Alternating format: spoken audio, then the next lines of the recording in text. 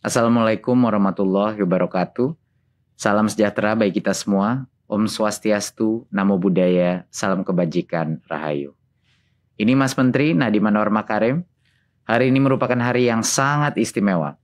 Selain bangsa Indonesia memperingati Hari Pendidikan Nasional, hari ini juga saya berkesempatan melakukan podcast dengan Bapak Presiden RI Joko Widodo. Apa pesan-pesan Bapak Presiden di hari yang penuh semangat ini? Langsung saja saya menyapa. Selamat sore Pak Presiden, apa kabar Pak? Alhamdulillah, kabar baik, sehat, yang paling penting. Alhamdulillah.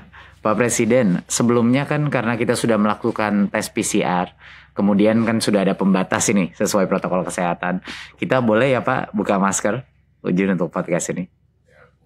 Terima kasih Pak.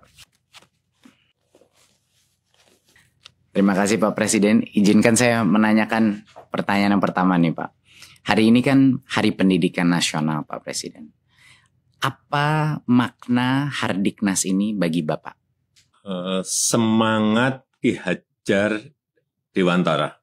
Ini yang kita harus ingat semuanya. Bahwa pendidikan itu haruslah memerdekakan manusia. Beliau menyampaikan itu. Dan itu kita harus ingat semuanya.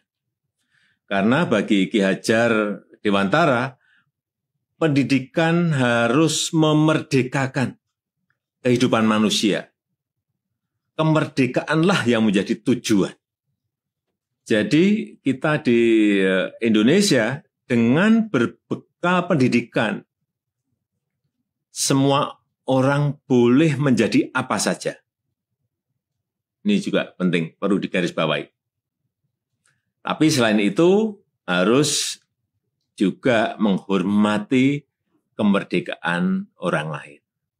Untuk itu saya mau mengingatkan berhubung hari ini adalah hari pendidikan nasional, agar sistem pendidikan Indonesia sekali lagi haruslah memerdekakan manusianya dan membangun jiwa dan raga bangsa. Coba saya ingin juga bertanya pada Mas Menteri, apa filosofi Ki Hajar Dewantara yang terkenal di dunia pendidikan? Tentunya filosofi Merdeka Belajar Pak Presiden, itu yang Pak Presiden baru saja jelaskan. Tapi ada juga satu lagi yang pakai bahasa Jawa, ing ngarso sung tulodo, ing madyo mangun karso, tutwuri handayani. Nah ini yang artinya yang di depan memberi teladan, di tengah memberi bimbingan, dan di belakang memberi dorongan. Jadi sebenarnya esensi dari ini adalah jiwa kepemimpinan dari pendidik itu luar biasa pentingnya. Konsep gotong royong yang sudah kita buahkan dalam profil pelajar Pancasila itu sebenarnya arah Merdeka Belajar Pak Presiden. Jadi tadi apa? Ing ngarso sung tulodo, ing madyo mangun karso, tutwuri handayani. Saya kira semua kita harus ingat mengenai ini. Betul, betul. Jadi bisa kita gunakan sebagai analogi sekolah Pak. Sekolah-sekolah di depan yang sudah lebih maju, sekolah-sekolah penggerak misalnya, mereka yang memimpin dan melihat menjadi teladan. Sekolah-sekolah di tengah, mereka membimbing kelasnya mereka, melakukan transformasi di dalam. Dan sekolah-sekolah yang mungkin masih di belakang, itu diberikan dorongan dan mereka harus meminta ke dinas, ke pemerintah untuk bantu mengupgrade saya. Jadi itu salah satu filsafat gotong royong, tapi ekosistemnya Pak yang dikuatkan. Jadi menurut saya itu yang terpenting. Tapi menurut saya Pak Presiden, saya sangat setuju sama Pak Presiden bahwa kemerdekaan berpikir, kemerdekaan berkarya, kemerdekaan bertanya, pertanyaan-pertanyaan sulit, itu yang impian kami ya Pak untuk di kelas-kelas kita, sehingga anak-anak ini bisa merdeka dalam menjadi apapun yang sesuai dengan minat dan bakat mereka, gitu Pak. Sekarang kita dalam situasi pandemi nih Pak Presiden. Apa yang menurut Pak Presiden menjadi tantangan dalam mewujudkan pendidikan yang memerdekakan itu? Ya ini kalau kita gunakan cara-cara lama, ya pendidikan tidak bisa jalan di era pandemi ini, nggak akan bisa. Perlu cara-cara baru. digital, hybrid ini, dan kita harus harus cepat adaptasi, harus adaptif, kreatif, dan ada inovasi-inovasi terus. Situasi pandemi seperti saat ini tidak hanya dihadapi oleh Indonesia saja. Semua negara mengalami, lebih dari 215 negara mengalami. Dan pandemi ini mengubah secara drastis kehidupan kita. Dan untuk memutus penyebaran COVID, kita juga sudah memutuskan untuk pembelajaran jarak jauh, pembelajaran yang dilakukan secara daring. Dan tantangannya adalah bagaimana memastikan pembelajaran dapat tersampaikan dengan baik, terutama untuk yang pendidikan dasar. Dan ini guru-guru dituntut betul-betul untuk kreatif dan inovatif. Dan kondisi pandemi ini harus juga kita manfaatkan untuk mengevaluasi, mengkoreksi total dunia pendidikan kita. Pandemi juga jangan menjadi penghalang untuk mencapai kemajuan.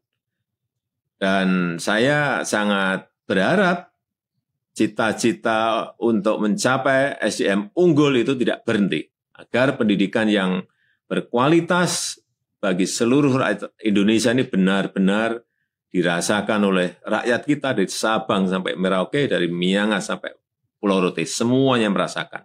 Sebenarnya banyak sekali Pak Presiden hal-hal yang sebelumnya intuisi kita sudah merasakan perlu ada perubahan di pendidikan, tapi karena pandemi ini itu menjadi jauh lebih jelas. Kesenjangan digital, akses internet yang tidak merata, ya kan, akses guru berkualitas yang tidak merata, penganggaran kita yang mungkin tidak memprioritaskan daerah-daerah 3T, Pak, itu semuanya ketahuan semuanya. Ketahuan semuanya, kelihatan semuanya karena pandemi ini. Betul. Dan ini menjadi koreksi kita dan menjadi bahan evaluasi kita untuk kita perbaiki. Betul, Pak Presiden. Dan kita juga udah melihat, Pak Presiden, belum pernah kita melihat jumlah guru yang hari ini terpaksa untuk mempelajari berbagai macam platform pendidikan. Itu kalau tidak ada pandemi nggak mungkin, Pak. Bisa 10 tahun kita mencapai itu. Tapi karena pandemi, jumlah guru dan orang tua yang belajar teknologi, Pak, luar biasa. Dan mereka sekarang mengakses seminar-seminar online kita. Partisipasinya semuanya memecahkan rekor-rekor. Jadi luar biasa semangat guru di masa pandemi ini. Dan sekarang kita sudah masuk dalam tahap vaksinasi. Nah, Pak Presiden telah memperjuangkan untuk guru dan tenaga pendidikan itu menjadi salah satu prioritas untuk vaksinasi, Pak. Tapi apa saja menurut Pak Presiden mengenai vaksinasi ini agar kemajuan pendidikan ini tidak terhalang? Apa menurut Bapak? Vaksinasi ini harus. Karena kita harus mencapai herd immunity, kekebalan komunal. Jadi kekebalan komunal juga harus. Karena kita punya target, ada target pendidikan yang perlu dari offline ke hybrid. Waktu itu Mas Menteri mendampingi saya toh. Iya, Pak. Ya, pemerintah sudah memulai vaksinasi bagi tenaga pendidik dan kependidikan. Ini agar apa? Agar para pengajar ini terlindungi dan juga anak-anak kita bisa terlindungi dan anak-anak kita juga bisa segera sekolah tatap muka tapi terbatas, muka terbatas. Harapan saya ini seluruh tenaga pendidik, tenaga kependidikan dapat segera divaksinasi karena saya telah menyampaikan ke Menteri Kesehatan beri prioritas. Dan dengan segala daya dan upaya, kita ingin segera mengembalikan anak-anak kita ke sekolah, tapi juga dengan catatan harus aman dari COVID. Kita bisa segera mengejar ketertinggalan yang disebabkan oleh pandemi. Jadi, kalau nanti sudah mulai tatap muka terbatas, betul-betul secara ketat harus menjalankan protokol kesehatan. Betul. Kemudian kita evaluasi setiap wilayah seperti apa. Dan setelah itu kita akan memutuskan lagi kebijakan ke depannya akan seperti apa. Gimana kira-kira? Dari saya, kalau menurut saya itu adalah hal yang terbaik Pak. Karena sekarang banyak sekali orang tua tidak diberikan opsi untuk tatap muka. Jadi menurut saya sudah sangat baik kebijakan bahwa kalau guru-gurunya itu sudah divaksin, sekolah itu wajib membuka opsi tatap muka Pak. Tetapi orang tua tidak wajib mengirimkan anaknya ke sekolah kalau orang tuanya tidak nyaman. Jadi kuncinya dua seperti yang Pak Presiden bilang. Pertama, tatap muka terbatas ini bukan kayak sekolah normal ya Pak. Nggak ada ekskul, nggak ada apa, kapasitasnya cuma 50%, harus rotasi. Dan yang kedua adalah haknya ujung-ujungnya itu ada di orang tua. Tapi saat ini kalau ada orang tua, pilihan aja mereka tidak punya di beberapa sekolah dan mereka mengalami banyak kesulitan. Jadi kami bekerja sama dengan Kementerian Kesehatan untuk memastikan mendorong Pemda-Pemda dan sekolah untuk melaksanakan vaksinasi dan melakukan tatap muka, Pak. Iya, yang penting akhir Juni itu vaksinasi untuk pendidik dan tenaga kependidikan harus sudah selesai. Karena nanti di tatap muka terbatasnya di bulan Juli kan. Iya, sebenarnya Pak, tatap mukanya udah bisa mulai jalan kalau sudah divaksin. Harapan itu Juli hampir semuanya sudah ada opsi tatap muka. Jadi insya Allah bisa lebih cepat lagi Pak beberapa sekolahnya. Insya Allah Pak. Pak Presiden, izin bertanya, sebenarnya apa yang ada di benaknya Pak Presiden mengenai kemajuan yang Bapak ingin lihat terjadi dalam pendidikan di Indonesia ini? Pendidikan untuk semua. Artinya inklusif sampai ke pinggiran, sampai ke pelosok desa, pelosok tanah air. Tapi pendidikan yang berkualitas, ya, itu kunci. Yang kompetitif. Dua-duanya harus berjalan bersamaan. Ini kan yang saya tugaskan ke Mas Menteri. Justru dengan sekarang ini ada pandemi, terjadi percepatan untuk digitalisasi. Jadi kalau melihat di lapangan proses belajar jarak jauh yang kita lakukan, menurut Mas Menteri seperti apa?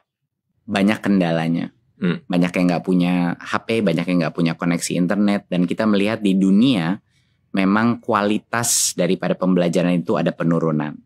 Tapi hal yang dipelajari para guru-guru dan anak-anak mengenai platform-platform digital ini menjadi suatu kesempatan emas bagi kita Pak Presiden untuk mengikuti perkembangan itu dan menggunakannya untuk transformasi pendidikan seperti yang Bapak bilang, hybrid. Walaupun anak udah kembali ke sekolah, nanti berbagai macam platform teknologi akan meningkatkan kolaborasi antara guru, orang tua, dan murid dengan cara-cara yang belum bisa kita prediksi, tapi kesempatannya banyak sekali Pak. Jadi sudah ada terobosan-terobosan? Sudah Pak. Kesana. Ada beberapa. Ya. Pertama yang saya bilang tadi adalah digitalisasi sekolah akan menjadi salah satu fokus utama di dalam program Merdeka Belajar ini.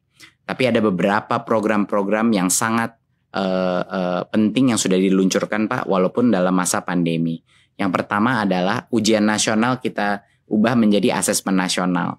Di mana sekarang kita bukan mengukur informasi, tapi kita mengukur numerasi dan literasi kemampuan bernalar Pak, sesuai dengan standar internasional. Dan pertama kalinya di sejarah kita Pak Presiden, kita akan menambahkan survei karakter. Di mana nilai-nilai Pancasila akan bisa kita ukur dan kita kuantifikasi per sekolah. Isu-isu seperti intoleransi, kekerasan seksual, dan perundungan bisa kita ukur Pak Presiden. Dalam per sekolah Pak, nanti ada peta-petanya gitu. Bagus sekali. Jadi ini program Big Data, salah satu program Big Data pertama kita Pak. Bagus Pak Presiden selalu menagih saya mengenai melakukan digital government. Jadi ini step pertama kita Pak. Ya itu lompatan yang ingin kita lakukan kan di situ. Betul Pak. Dan yang kedua Pak adalah program guru penggerak. Di mana regenerasi kepemimpinan kepala-kepala sekolah kita, pengawas kita, guru-gurunya LPTK kita itu akan keluar dari alumninya guru penggerak Pak. Saya baru aja di Papua Pak, kemarin luar biasa sama di Kalimantan Timur. Banyak dari guru penggerak yang ikut program baru 5 bulan nangis-nangis depan saya Pak Presiden. Mereka nangis karena apa Pak? Mereka nangis karena menurut mereka program ini membuat mereka menyadari berbagai macam mispersepsi mereka mengenai apa artinya pemimpin di dunia pendidikan Pak. Jadi strategi kedua kita Pak adalah untuk meluncurkan regenerasi kepemimpinan. Kepala-kepala sekolah kita semua bakal alumni dari guru penggerak. Ketiga Pak, kita transformasi keuangan. Ini yang dengan dukungan Pak Presiden sangat membantu Pak. Dana BOS yang tadinya suka datang telat Pak di daerah, kita nggak lewat pemerintah daerah, langsung transfer ke sekolah biar kepala sekolahnya nggak perlu nalangin dulu. Biasanya minjem-minjem Pak sama orang tua untuk bulan-bulan pertama. Sekarang alhamdulillah transfer langsung. Kedua, kepala sekolah sekarang punya fleksibilitas Pak dalam penggunaan dana BOS. Mereka bisa gunain, kadang ada yang kebutuhannya buku, kadang kebutuhannya digital, kadang-kadang kebutuhannya masker. Adapun yang kebutuhannya perahu untuk nyebrangin anak-anak dari pulau sebelah Pak. Iya, ini kan negara besar ya. Kebutuhan di setiap sekolah, di setiap daerah, di setiap provinsi itu pasti beragam, berbeda-beda. Betul. Jadi nggak bisa, tidak selalu kayak Pak Presiden, waktu saya pernah ngobrol sama Pak Presiden, keseragaman itu belum tentu keadilan. Iya, betul. Itu Pak, dan saya mengambil nasihatnya Pak Presiden lalu kita buat lewat kebijakan. Pak Presiden juga yang mendorong saya waktu itu untuk melakukan transformasi dana BOS Majemuk Pak Presiden. Kan aneh kan Pak, dulu Pak Presiden bilang sama saya, Mas Menteri ini aneh kok jadi per anaknya di Jakarta sama per anaknya di Papua di Pulau Maluku. Jadi setelah kita evaluasi kita ubah Pak Presiden. Sekarang namanya dana BOS Majemuk.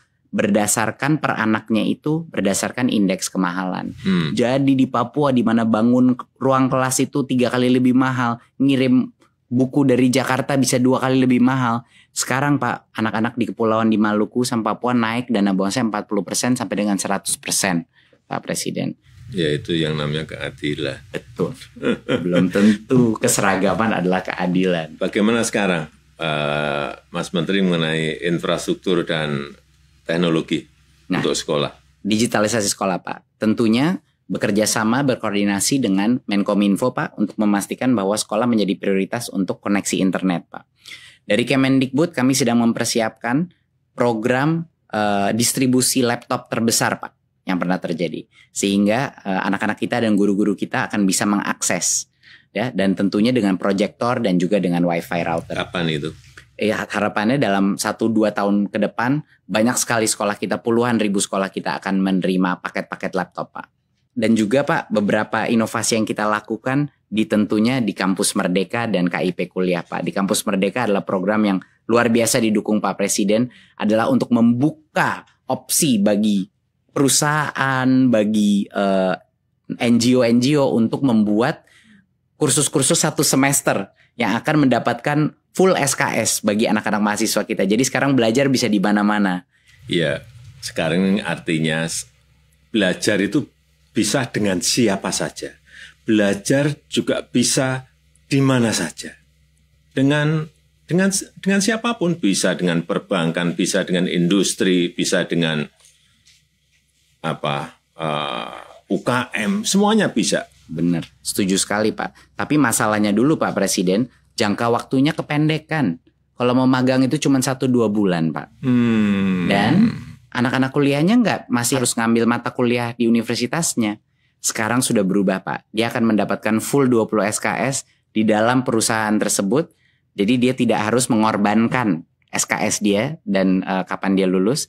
Dan juga disubsidi oleh pemerintah biaya gajinya itu mahasiswa, biaya uang transportnya itu disubsidi Pak oleh pemerintah. Jadi ini kesempatan yang sangat besar bagi perusahaan juga untuk menambahkan talentanya. Itu Pak kira-kira. Ya, inilah perubahan, inilah transformasi yang kita inginkan. Betul Pak, betul Pak. Dan banyak sekali perusahaan yang semangat Pak. Waktu saya bilang sama perusahaannya, Pak Presiden yang minta ini partisipasi semua sektor strategis. Mereka luar biasa semangat ya Pak. Karena ini benar-benar memecahkan masalah mereka juga. Yang kedua Pak adalah KIP Kuliah. Yang kemarin KIP Kuliah baru saja kita melakukan perubahan. Bahwa sebelumnya KIP Kuliah itu cuma 2,4 juta Pak per anak. masalahnya adalah di prodi-prodi yang sangat baik kualitasnya, ada banyak yang UKT-nya di atas 2,4 juta, Pak. Jadi banyak sekolah-sekolah kita diskriminasi terhadap anak-anak penerima KIP kuliah karena rugi universitasnya. Nah, barulah kita ubah kebijakannya sehingga kalau prodi A itu bisa sampai dengan 12 juta, Pak. Untuk prodi B bisa dengan 4 juta. Jadi ya ini persis sama seperti yang Pak Presiden bilang tadi, kesetaraan belum tentu keadilan. Iya, betul. Sehingga sekarang anak-anak dari Papua atau dari Maluku yang mau masuk ke dalam program yang mahal, misalnya Fakultas Kesehatan, dia bisa tanpa diskriminasi dari universitasnya Pak Presiden. Itu kira-kira Pak, beberapa hal yang memang sudah mendapat dukungan dari Pak Presiden. Bagus. Saya boleh tanya Pak Presiden ke Bapak, tipe pelajar apa sih Pak Presiden ketika masih sekolah dan waktu kuliah dulu Pak? Kalau saya orangnya memang waktu